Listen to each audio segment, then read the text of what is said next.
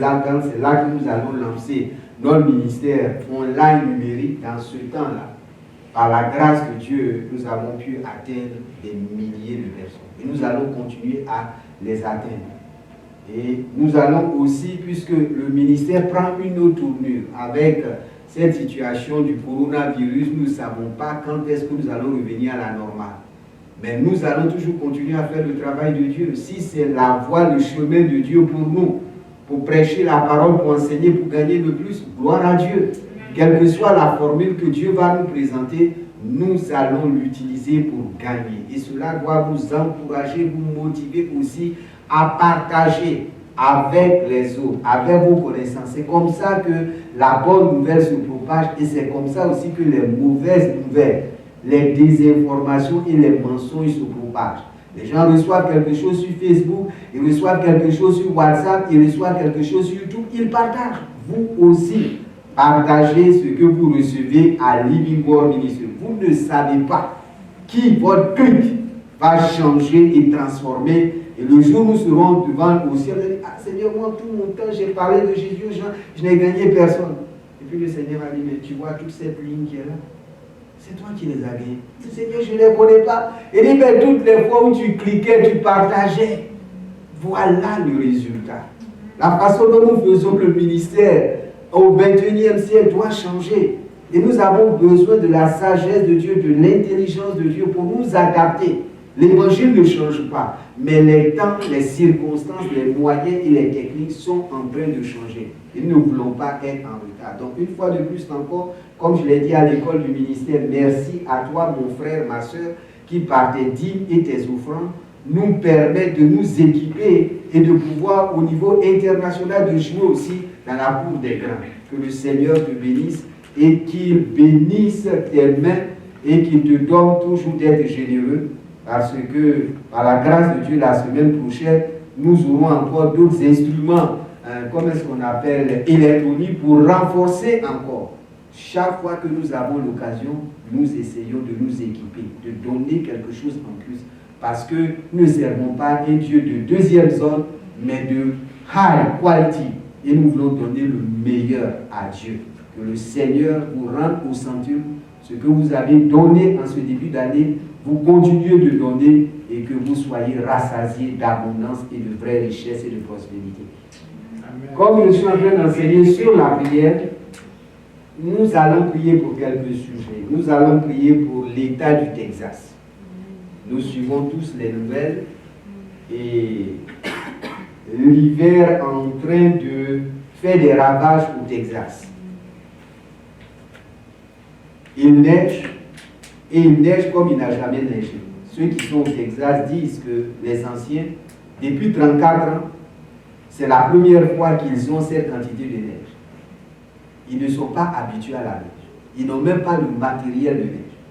Ils ont été surpris, et comme ce pays est devenu tellement empoisonné par la politique, au lieu de chercher des solutions, on se jette, comment est-ce qu'on appelle les reproches. Mais ce qui est sûr, nous avons des frères, nous avons des sœurs dans la foi au Texas, nous avons des amis au Texas qui, depuis des jours, n'ont pas l'électricité, n'ont même pas de l'eau pour se laver, tout ceci, cela. Certains sont dans l'obscurité, ne peuvent pas prendre leurs médicaments. Vous connaissez certains outils qui ont besoin, les gens qui portent les oxygènes portables. S'ils ne peuvent pas brancher, c'est très grave. Donc nous allons vraiment prier pour que cette situation soit fixée. Dieu merci, le gouvernement fédéral est intervenu maintenant. Les moyens sont dégagés énormément et nous allons demander à Dieu de mettre sa main sur le Texas pour qu'il n'y ait pas trop de victimes dans cette situation, que même si les gens ont froid, ou ils ont un peu faim, ils ont un peu soif, mais qu'ils puissent survivre parce que déjà il y a pas mal de morts. Des gens qui ont été intoxiqués par le gaz parce que ils ont mis la cuisinière en marche pour se chauffer et en respirant ces effets toxiques, ils ont trouvé la mort, d'autres ont été congelés pratiquement. En fait, c'est vraiment horrible ce qui est en train de se passer dans l'un des plus grands États des États-Unis d'Amérique. Et nous n'allons pas faire comme les autres en disant « Oh, c'est bien fait pour... » Non. Lorsque des êtres humains souffrent, lorsque des êtres humains sont menacés par la mort, etc., quelle que soit leur condition politique, leur condition, nous devons prier pour que Dieu ait la main sur nous. Donc, prions maintenant pour le Texas. Alléluia. Seigneur, ce dimanche, nous venons à toi et nous t'apportons l'état du Texas qui est ravagé par le froid, qui est ravagé par la neige, par le manque d'électricité, d'eau courante, des choses élémentaires. Et tu vois ces lignes de voitures où des gens parcourent des kilomètres pour aller avoir à manger, à boire. Ce n'est pas ton Amérique cela. Nous savons que l'ennemi passe toujours par les éléments naturels pour s'aimer le chaos, pour s'aimer la destruction. Mais dans le nom de Jésus, nous prions pour que les moyens qui ont été déjà débloqués soient en marche, soient à l'œuvre, pour que le Texas revienne à la normale. Et nous commandons à cette neige qui n'est pas usuelle de s'éloigner maintenant du Texas dans le nom de Jésus. Oui, Seigneur, tu n'as pas mis le Texas dans cette direction pour qu'il soit sous le dictat et la domination de cette neige inutile. Interviens, Papa, sauve les vies, protège les vies, que nos frères et sœurs qui sont là-bas soient épargnés, Seigneur, afin que d'ici peu, la vie revienne normalement au Texas. Et nous prions pas seulement pour le Texas, mais pour les États du Sud qui ont été touchés par cette situation. Ô Seigneur notre Dieu, donne à leur gouvernement de trouver les voies et moyens de protéger leur population pour que le sable ne soit pas aussi infligé. Fais quelque chose, Papa, dans le nom de Jésus. Amen. Amen. Nous allons aussi prier pour notre gouvernement fédéral et nous allons prier pour l'administration Biden, le président Biden et son équipe. Nous n'avons pas, depuis les élections, nous n'avons pas eu le temps de le faire. Nous prions à l'école du ministère, mais je voudrais ce dimanche que nous prions. Quel que soit ton bord politique, Dieu a dit dans sa parole de prier pour ceux qui sont élevés en autorité. Ce n'est pas lorsque ton parti a un président qu'il faut prier pour lui, etc. Quel que soit ce qui s'est passé pendant ces élections, les points de vue, Dieu te commande de prier pour celui qui est à la Maison Blanche. Que tu l'aimes ou que tu ne l'aimes pas, il le te demande. Et il faut être un homme juste. Quand ton candidat à la Maison Blanche, tu pries pour lui. Mais quand ton candidat n'est pas là, tu ne pries pas pour lui. Ce n'est pas normal, ce n'est pas chrétien. Depuis que le Seigneur m'a fait la grâce d'être dans ce pays, je suis arrivé ici aux États-Unis sous Bill Clinton. De Bill Clinton, en passant par Fils Bush, en passant par Obama, en passant par Donald Trump et en passant maintenant par Joe Biden, j'ai prié pour tous ces présidents de tout mon cœur. Parce que c'est un commandement biblique. Prier pour ceux qui sont élevés en autorité pour que nous puissions vivre dans la paix et dans la justice période. Donc nous allons prier pour le président Biden, pour sa vice-présidente, pour son administration qui est en place, pour qu'ils aient la sagesse, l'intelligence, le discernement de bien diriger ce pays. Parce que s'ils ne sont pas bien guidés, qu'ils font des erreurs, nous tous nous sommes touchés. Ce n'est pas une affaire des démocrates, des républicains, des indépendants. Celui qui a la tête, s'il fait des erreurs, ça touche ceux qui sont là. Et nous sommes impliqués. Donc élève ta voix ce dimanche pour que Dieu donne sagesse, intelligence, discernement et protection au président Biden, à sa vice-présidente et à toute son administration pour bien guider l'Amérique. Prions le Seigneur. Seigneur, nous bénissons ton nom parce que c'est toi qui élèves. Et à ce tournant de l'histoire, tu as permis que Joe Biden soit président des États-Unis, qu'il est à la Maison Blanche. Il est en train de finir ses 100 jours. Et nous prions pour lui. Nous prions pour Kamala Harris. Nous prions pour tous les membres de son cabinet, pour toutes les grandes administrations, pour que ces leaders aient la sagesse et l'intelligence de bien diriger ce pays, de bien conduire ce pays, de prendre des décisions qui profitent à tous les habitants de ce pays. Tu n'es pas un Dieu de discrimination, tu es un Dieu d'amour. Tu ne fais pas lever ton soleil seulement sur les bons, mais tu les fais lever sur les bons et les méchants. C'est pourquoi que cette administration aussi fasse lever le soleil de justice, le soleil de compassion, le soleil de vérité sur tous les Américains pour que nous nous sentions inclusifs dans ce pays, que les problèmes épineux soient abordés, Papa, non pas avec des yeux politiques, mais avec la justice, avec la vérité. Et cela au nom de Jésus. Protège-les, protège leur famille. de toutes sortes d'attaques, de toutes sortes d'attentats, et cela dans le nom de Jésus. Merci Seigneur. Amen. Amen. Nous allons prier aussi pour que...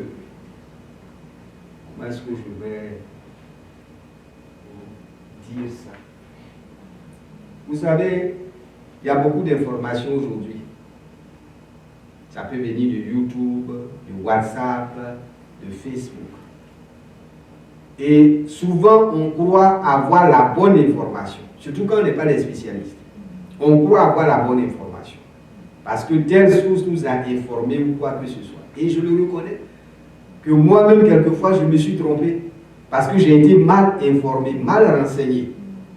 Et on évolue, comme on le dit, dans l'information. Ce que hier, on disait que c'était mauvais et dangereux, aujourd'hui, on trouve que ce n'est pas mauvais et dangereux. Est-ce que vous voyez? Je prends le cas des Noirs dans ce pays. Pendant longtemps, les Noirs étaient considérés comme des sous-hommes. Les femmes étaient considérées comme des inférieurs par rapport aux hommes. Les femmes ne pouvaient pas voter. Il y a des professions que les femmes ne pouvaient pas exercer. Mais est-ce que ces positions de l'époque qui ont été entretenues par des soi-disant savants, intellectuels, tout et tout, et même soi-disant serviteurs de Dieu, est-ce que c'était vrai? C'était faux. C'était dangereux. Le noir est la même chose que le blanc. On a vu avec Obama. On voit aujourd'hui avec Kamala Harris. Et de tous ces noirs qui sont dans des positions très élevées. Mais l'air du temps, la vérité du temps, a fait cela. Aujourd'hui, des femmes occupent les positions les plus stratégiques à tous les niveaux de la société américaine. On nous a menti à l'époque que la femme était inférieure à l'homme. De sorte que cette injustice continue encore aujourd'hui. Que le salaire des femmes est inférieur au salaire des hommes à travail égal, à diplôme égal. Les femmes sont moins payées que les hommes, c'est connu. Est-ce que ça c'est bon? Est-ce que ça c'est vrai? Mais tout le monde suit. Jusqu'au jour où il y a des changements. Aujourd'hui, il y a un débat qui n'a même pas besoin d'être un débat. C'est le débat du vaccin. Écoutez-moi bien. Ce que je vais dire là, ça peut te plaire comme ne pas te plaire. Je ne te demande pas de me répondre. Nous devons agir avec conviction. Ce qui n'est pas le produit d'une conviction est péché. Je ne te demande pas après ça d'aller prendre vaccin ou de ne pas prendre vaccin. Mais je dis faisons très attention sur la base des informations que nous recevons. Parce que ce qu'on croit vrai aujourd'hui, demain, ça peut être faux. Des millions d'Américains et d'individus dans le monde sont en train de se faire vacciner. Et au jour d'aujourd'hui, je peux vous dire que le pasteur Scott s'est fait vacciner. Il n'est pas tombé, il n'a rien vu. Il n'aura rien. Sterling qui est à côté là, s'est fait vacciner. Debbie s'est fait vacciner parce qu'ils ont plus de 75 ans. Et ils sont débattus à 65 ans. Écoutez-moi bien. Je ne te dis pas qu'il faut aller te faire vacciner. Mais si ton tour arrive, il ne faut même pas t'inquiéter parce qu'on ne va pas forcer quelqu'un à se faire vacciner. Ceux même qui veulent là, ils ne trouvent pas. On ne va pas te forcer à te faire vacciner. Mais si tu es dans un secteur où cela est nécessaire, toi qui me suis, si tu es médecin, tu es infirmier ou infirmière, et que ton travail en dépend, mon frère, ma soeur, va le prendre. Si tu ne veux pas le prendre, il faut signer ton waiver. Il ne faut pas qu'on arrive à une situation, demain, on va se rendre compte qu'on a pris des positions, on a été contre, alors que ce n'était pas ça. Aujourd'hui, il est démontré que les hommes qui sont le plus vaccinés, c'est les gens les plus aisés, les plus riches et les blancs. C'est triste. Je peux vous dire que quand quelqu'un est aisé, là, il ne cherche pas à mourir vite.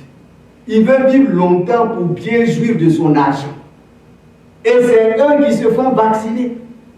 D'autres même sont obligés de mentir pour dire qu'ils ont 75 ans pour se faire vacciner, tout ça. Et les Noirs sont là, les Latinos sont là, c'est tant. Faisons attention. Je ne te dis pas de changer ton point de vue, mais va prier ton Dieu. Parce qu'au jour d'aujourd'hui, la reine d'Angleterre s'est fait vacciner. Le pape s'est fait vacciner.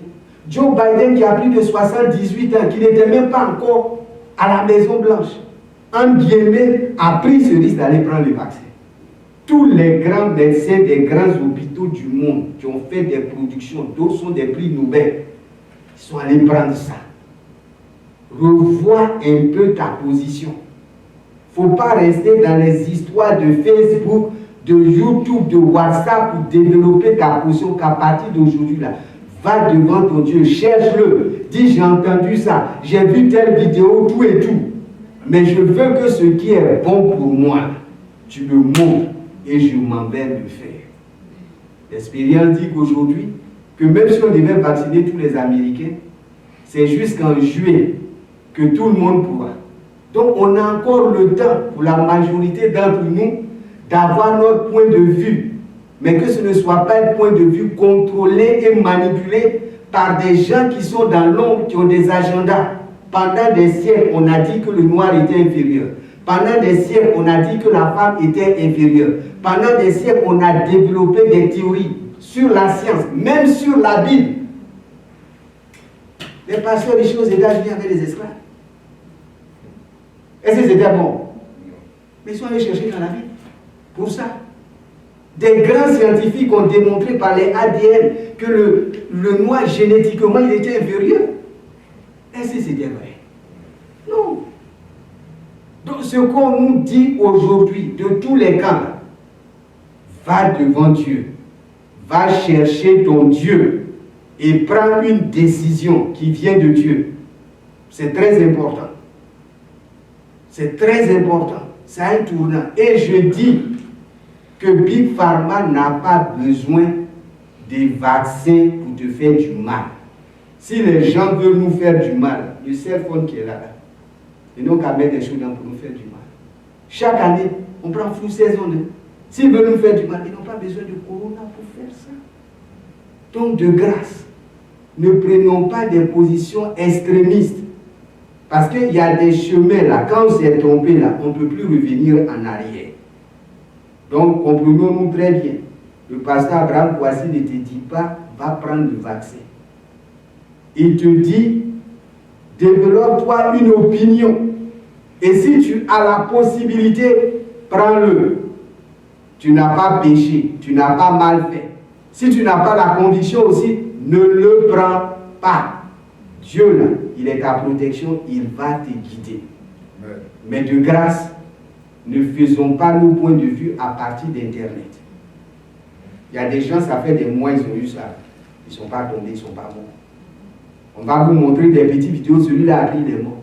Mais les médicaments que nous prenons, combien de fois les gens ne prennent pas Tylenol ne tue pas. Il y a des gens qui vont enlever leurs dents, on enlève l'humeur sur place. Est-ce qu'on arrête d'aller chez le dentiste? On conduit sur les routes, combien de fois nos voitures ne font pas accident? Alors on va dire parce que 2 ou 3 voitures ont fait accident, je ne conduis plus. Comment? Est-ce qu'il y a un médicament sur la terre qui n'a pas de side effects? Les side effects quelquefois sont mortels. Donc de grâce, rentrons en nous-mêmes, cherchons la face de Dieu et demandons à Dieu de prendre une décision qui nous donne la paix. Je ne dis pas prendre la décision aujourd'hui, je ne dis pas prendre la décision demain. Même si tu prends la décision demain, là, tu n'as pas encore 65 ans. Donc tu l'auras, même si tu ne l'as même pas te donner. En ce moment-là, c'est les plus de 65 ans qui sont vaccinés. Donc tu n'es pas dedans. Tu as encore le temps. Et les temps qui courent là encore, pour que ça arrive un jour. Donc il y a déjà, tu as 40 ans, et vaccin, je ne vais pas. Même si tu veux là, on ne peut même pas te vacciner. Tu n'es pas dans le bracket. Donc pourquoi tu t'agites? Et même si tu es dans un domaine là, de la santé là, on peut te donner, on appelle papier WAVE. Pour conviction religieuse, ça existe. Donc arrêtons de faire des palabres, de nous agiter pour ne rien. Ça ne te touche pas. Voilà. Mais faisons attention. La vérité d'aujourd'hui là, demain peut devenir le mensonge. Souviens-toi des esclaves, souviens-toi des femmes. Alléluia. Amen. Revenons à Matthieu chapitre 6 et ensemble nous allons confesser le Notre Père. les disciples ont demandé à Jésus, Seigneur, apprends-nous à prier. Et je veux qu'à Living Word Ministry, nous apprenons à prier pour être exaucés. Et quand les disciples ont posé cette question à Jésus, il a dit, voici comment vous devez prier. Et nous allons faire cette prière du Seigneur Jésus. Et nous y allons. 1, 2 et 3. Notre Père, que ton nom soit sanctifié, que ton règne vienne, que ta volonté soit faite sur la terre comme au ciel. Donne-nous aujourd'hui notre pain quotidien. Pardonnez-nous nos péchés comme aussi nous pardonnons à ceux qui nous ont offensés. Et ne nous induis point à la tentation, mais délivrez-nous du mal. Car c'est la toi qu'appartient le règne, la puissance, la gloire au siècle des siècles. Amen. Nous connaissons tous cette prière. Nous l'avons priée étant enfants pour certains, adolescents pour d'autres, jeunes, etc. C'est l'une des prières les plus connues au monde. Et cette prière a des vérités profondes. Nous avons vu une bonne partie des vérités profondes de cette prière. Et nous avons vu la dernière fois, donne-nous aujourd'hui notre pain quotidien. Aujourd'hui, nous allons nous acheminer vers la fin, le verset 12 et le verset 13, où le Seigneur dit, pardonne-nous nos offenses, comme nous aussi nous pardonnons à ceux qui nous ont offensés. Et ensuite, ne nous induis pas en tentation, mais délivre-nous du malin. Ça, c'est la prière de combat, le combat spirituel.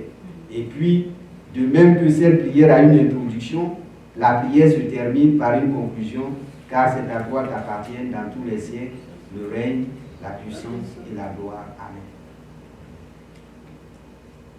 Le verset 12 nous dit, quand tu pries, c'est un principe, il faut avoir un cœur de repentance. Un cœur qui demande pardon à Dieu pour tes péchés. Aucun de nous ne s'approche de Dieu droit, juste et saint. La Bible dit, tous ont péché. Un seul n'a pas péché, c'est Jésus. Donc si tous nous avons péché, lorsque nous nous approchons de Dieu dans la prière, il est important que nous demandons pardon à Dieu.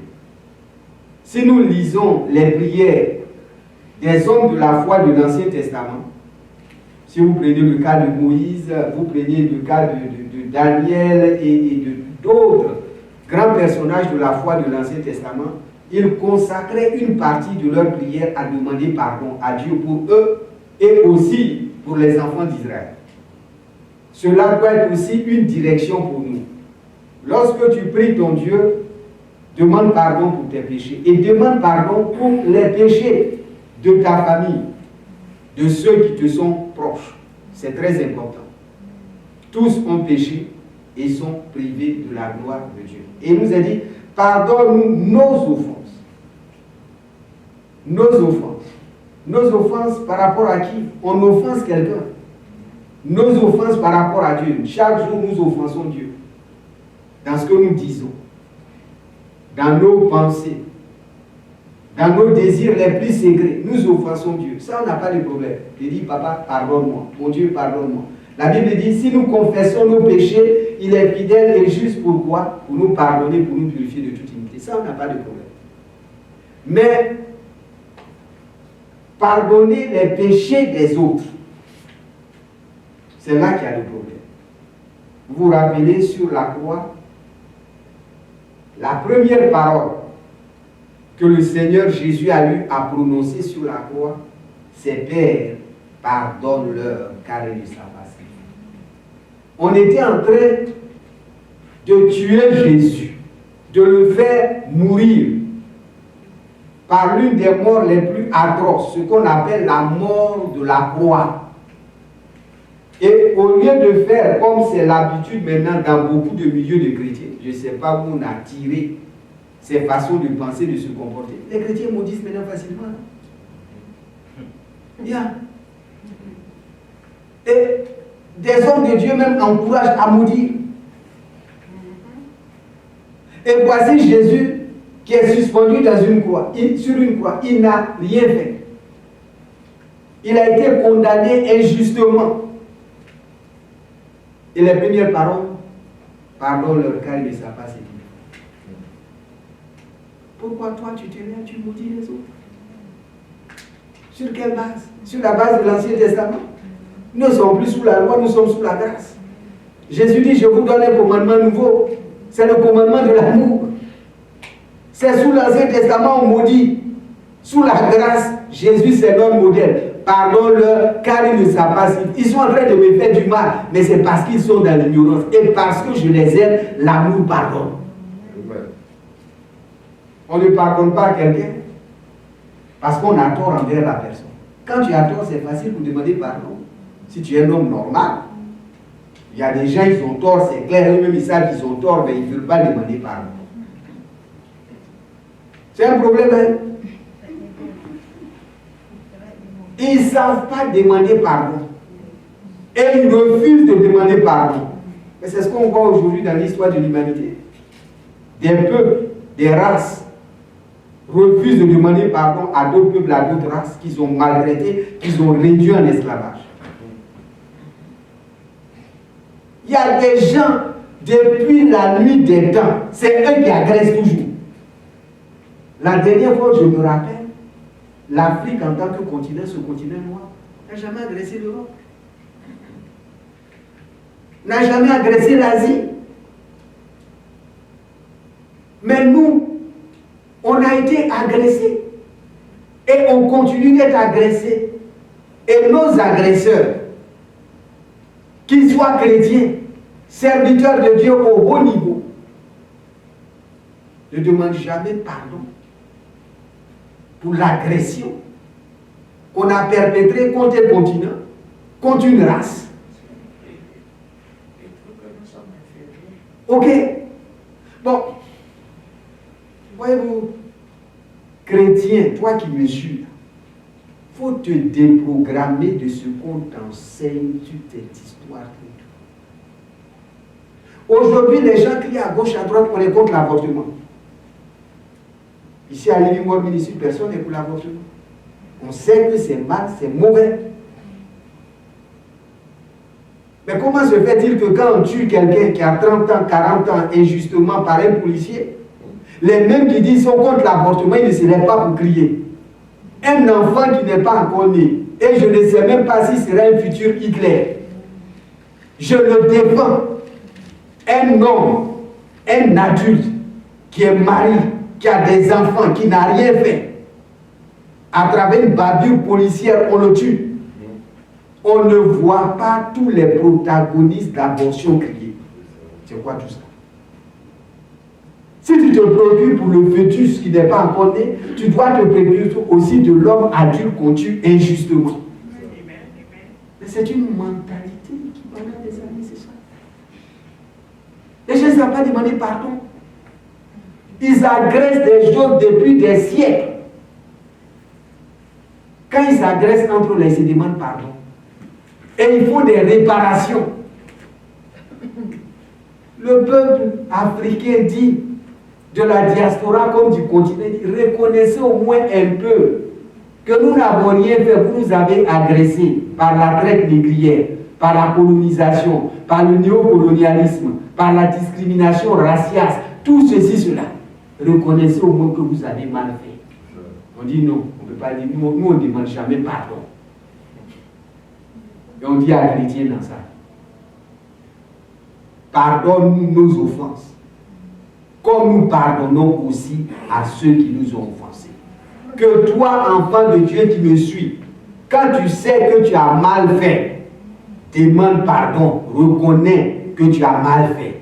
Le pardon, là, ça élève quelqu'un. Ça n'a pas diminué Jésus. La Bible dit Dieu a souverainement élevé Jésus. Pourquoi? Parce qu'à la croix, il a demandé pardon pour ceux qui étaient en train de le tuer. Nous voulons être comme Jésus. Nous voulons être comme Jésus. Quand quelqu'un t'offense, même quand il n'est rien, il faut pardonner. Et quand toi qui es important, tu offenses celui qui est petit, il faut pardonner, il faut demander pardon. C'est facile quand on est en position d'infériorité de demander pardon à son patron, à ceci, cela. Mais quand tu es en position de contrôle, toi qui me suis en ligne, Et c'est quand tu as fauté contre ta femme, tu as l'humilité de lui demander pardon. Quand tu as fauté contre tes enfants, est-ce que tu as l'humilité de leur demander pardon? Quand tu as fauté contre tes employés, est-ce que tu as l'humilité de leur demander pardon? Ici, à plusieurs reprises, je n'ai pas hésité lorsque je me suis trompé à reconnaître mes fautes, à demander pardon au peuple de Dieu. Ça ne me diminue pas. Je reste toujours le pasteur de l'église. Donc pourquoi toi, quand tu es dans l'erreur, et que tu sais très bien que tu es dans l'erreur, tu ne peux pas faire comme Jésus? Pardonner aux autres. Et demander pardon.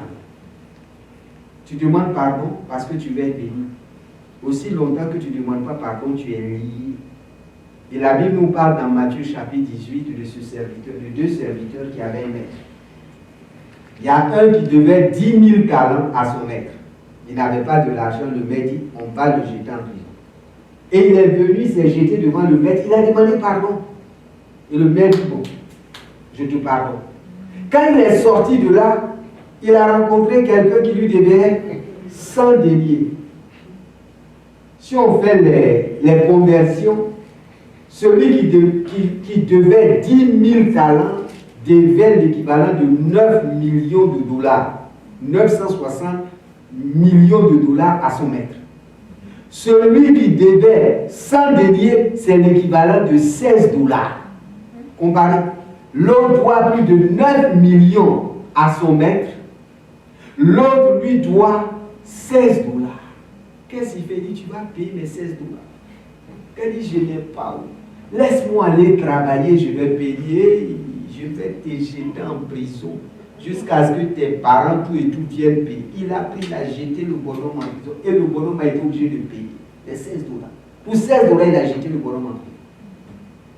Et le maître, qui lui a remis plus de 9 millions de dettes, a appris cela. Il dit, attrapez, jetez-le en prison, torturez-le jusqu'à ce qu'il me paye tout. C'est notre attitude d'être humain. Quand quelqu'un nous doit 16 dollars, quelqu'un a mal parlé contre nous, il nous a accusés, il nous a fait ceci, cela, on lui a prêté 500 dollars, il ne nous a pas rendu tout ceci, cela. Ça c'est 16 dollars pour Dieu. Mais nos nombreux péchés de chaque jour, c'est plus de 9 millions. Et Jésus a tout pardonné à la croix. Même quand nous continuons à prendre crédit encore sur Dieu qu'on ne paye pas, Jésus nous pardonne. Parce qu'il est assis à la droite du Père, il intercède pour nous. Mais comment se fait-il que quand quelqu'un nous doit 16 dollars, on va tout faire pour faire payer ces 16 dollars à cet individu? Qu'est-ce que le Seigneur dit? Si quelqu'un a fauté contre toi, combien de fois dois-tu pardonner? 70 fois 7, 490. Le Seigneur montre par là, tu pardonnes, tu oublies maintenant même de continuer à pardonner. Pardonne nos offenses comme nous pardonnons à ceux qui nous ont offensés. Parce que si tu ne pardonnes pas, tu bloques l'exaucement de tes prières. Nous voulons prier pour être exaucés. Donc quand tu vas devant le Seigneur, si tu as l'amertume, le ressentiment, l'esprit de vengeance dans ton cœur contre quelqu'un, pardonne à cette personne. Parce que ton cœur qui ne pardonne pas court-circuite ton exaucement. Pardonne nos offenses comme nous pardonnons à ceux qui nous ont offensés. Et prochainement, nous allons voir l'autre partie qui nous permet de rentrer dans le combat spirituel. Ne nous induis pas en tentation, mais délivre-nous du mal. Ne laisse pas Satan nous vaincre, mais délivre-nous de l'emprise, de la domination et de l'autorité de Satan. Car la Bible dit, nous ne combattons pas contre la chair et le sang, mais contre les esprits méchants et mauvais dans les lieux célestes. Et pour que nous ayons la victoire sur Satan, il y a une façon de fonctionner dans la prière pour que nous soyons des vainqueurs victorieux. Une fois de plus encore, nous disons, notre Père, qui es aux cieux, que ton nom soit sanctifié. Que ton règne vienne, que ta volonté soit faite sur la terre comme au ciel. Donne-nous aujourd'hui notre pain quotidien. Pardonnez-nous nos péchés comme aussi nous pardonnons à ceux qui nous ont offensés. Et ne nous conduis point à la tentation, mais délivre-nous du mal. Car c'est la loi qui appartient, le règne, la puissance, la gloire, Amen. Allez avec la paix du Seigneur. Et nous nous retrouvons encore dimanche prochain. Et par la grâce de Dieu, dans le mois de mars, nous allons lancer une nouvelle émission de Living World Ministries et le thème sera la vie abondante. À partir de mars, je vais faire une série sur YouTube, Facebook et le thème, ça sera la vie abondante. Amen.